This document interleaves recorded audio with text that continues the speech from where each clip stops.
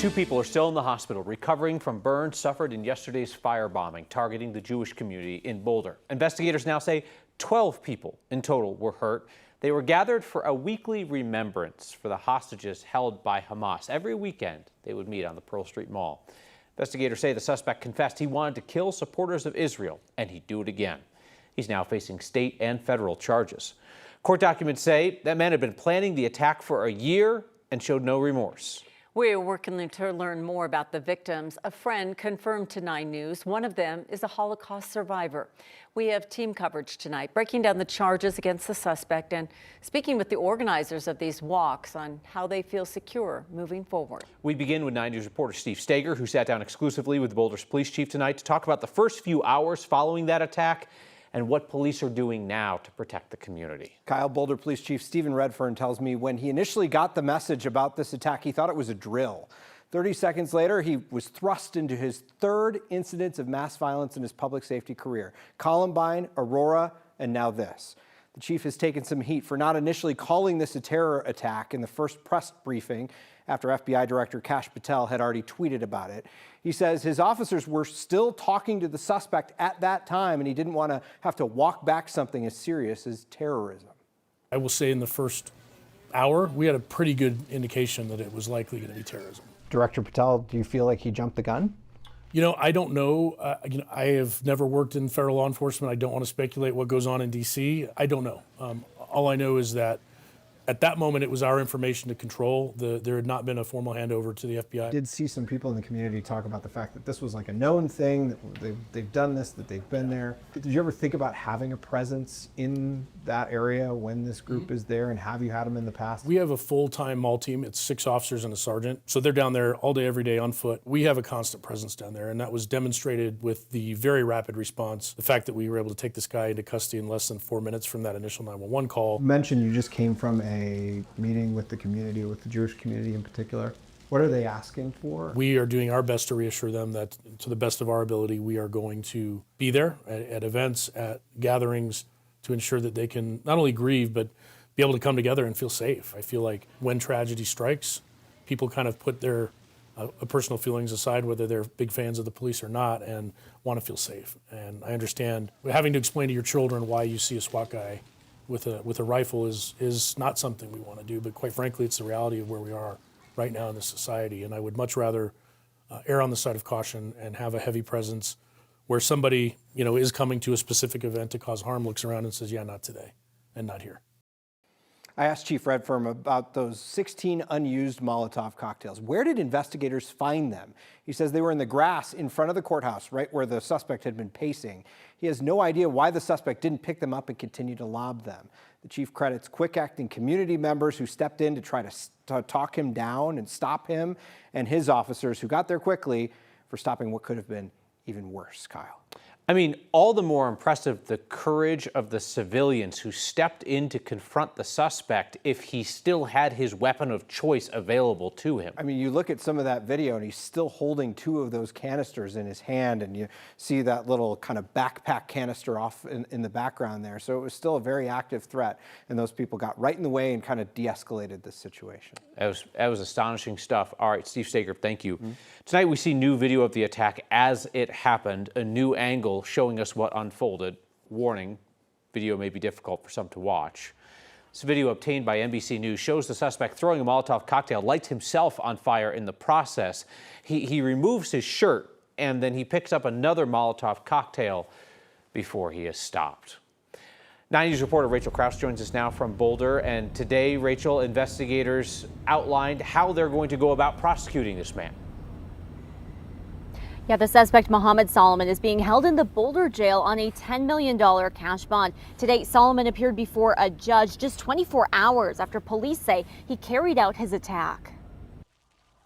Our hearts go out to the victims, and we want you to know that we are committed to being here for you. As messages of support go out to the victims, state and federal leaders are sending a message of law and order to Mohammed Solomon. My office has charged Mohammed Sabri Solomon, age 45, with the commission of a hate crime. Solomon is accused of targeting a group gathered to raise awareness for Israeli hostages held by Hamas and throwing Molotov cocktails on them. Investigators say he'd been planning this attack for a year and waited for his daughter to graduate high school before carrying it out. There were 16 unused Molotov cocktails that were recovered by law enforcement in the hours after the incident took place. And when he was interviewed about the attack, he said he wanted them all to die. He had no regrets, and he would go back and do it again. Along with the federal hate crime charge, the DA's office has filed state charges based on the 8 victims who were initially identified by police, including 8 counts of attempted murder after deliberation and 8 counts with extreme indifference. If the defendant's convicted and those counts are running consecutive to one another, he would face a maximum of 384 years in state prison. As more victims are identified, investigators say more charges may be filed. They're moving quickly, they say, to send a message. Hate-fueled acts of violence have no place in our community, and we will use every tool and resource available to hold those who commit such acts fully accountable. Investigators are asking that anyone who may have been hurt or have video of the attack yesterday to come forward. They say that evidence will be critical to better understanding what happened on Pearl Street yesterday and in holding Solomon accountable. Reporting live in Boulder, Rachel Krause, 9 News. The group targeted in Sunday's attack is called Run for Their Lives. They have chapters in cities across the world. 9 News reporter Spencer Soisher is joining us. And Spencer, this group is now deciding how they move forward after this. Yeah, the walk's supposed to be apolitical. Anyone can join, but many of the walkers wear identifiable clothing and they show up at the same time and same place almost every week. Now these groups across the country have to figure out whether they should keep walking or take a pause. So we're walking, but the name sticked and we're Run for Their Lives. This is a walk, not a protest. Our walks are strictly peaceful. For the last 81 Sundays, Maya Bajayo has assembled a group to walk through Wash Park in Denver. We're not here to support the state of Israel. We're not here to support the war. We're here only to raise awareness for the hostages. For the most part, people leave the walkers alone. Typically, I do feel safe. After 2 Israeli embassy staffers were attacked in D.C. a few weeks ago, they made an adjustment. Since then, we have an armed security guard walking with us. Bajayo says that decision was validated after what happened to their chapter in Boulder. I'm not sure why he chose the Boulder group. Like, why was it more important to him to go there? It makes it even more scary for us that, you know, we understand and acknowledge that it could have been us. The suspect drove from Colorado Springs to Boulder. Investigators say he knew about the weekly marches there. He saw posts online. The Denver group is just as consistent. Typically, we're around 40 to 50 people. Some weeks are a little bigger. On Sunday, the national chapter of March for Their Lives told groups to stop the walks for now. Then they walked it back. So it's practically up to us if we would like to keep walking. For Maya, that decision has been made. We're going to keep walking. 82 straight weeks. No attack is stopping this walk. To show people that we're still here, the problem hasn't been solved, and the hostages need to be released, and we're just not going to give up on them. Maya says they do feel like that they're making an impact, that the families of the hostages know that they're doing that. Now, this next part is still being worked out, but they're looking into plans about possibly moving the walk here in Denver over to Boulder for this upcoming weekend to walk in solidarity with the Jewish community and people there.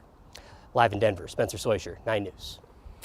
Thank you, Spencer. Jewish Colorado has set up a fund for anyone impacted by the attack in downtown Boulder. If you would like to help, we have that linked on 9news.com. You'll also find links to support and resources for anyone affected by this attack.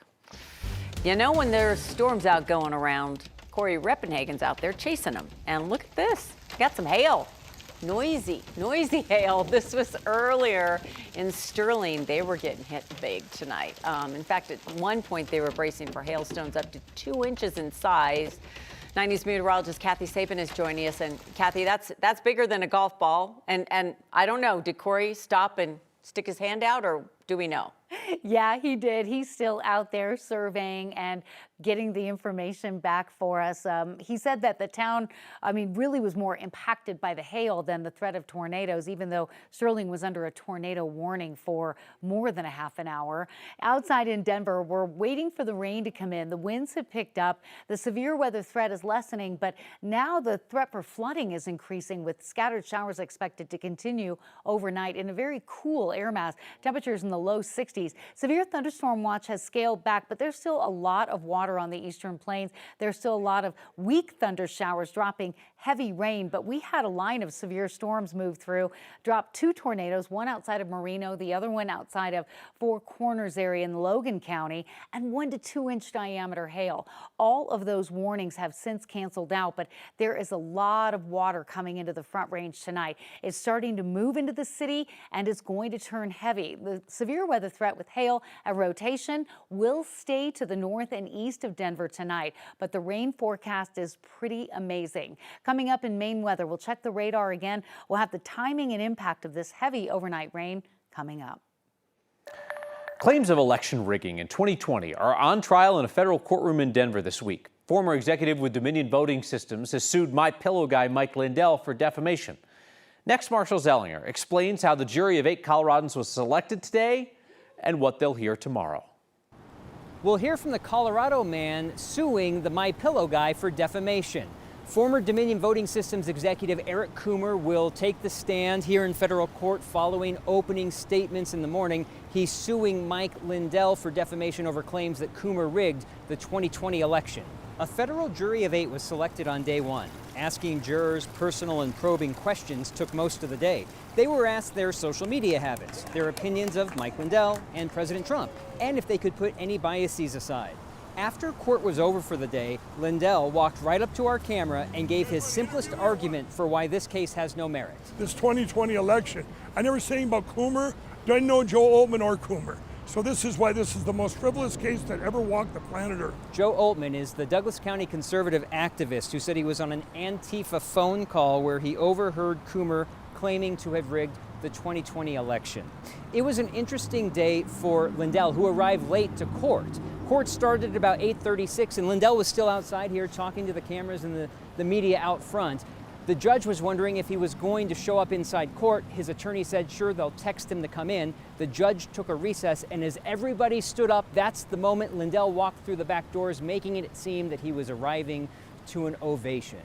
The jury of 5 men and 3 women was selected late in the afternoon, meaning that after opening statements in the morning, Coomer will take the stand for what's expected to be most of, if not all, of the day.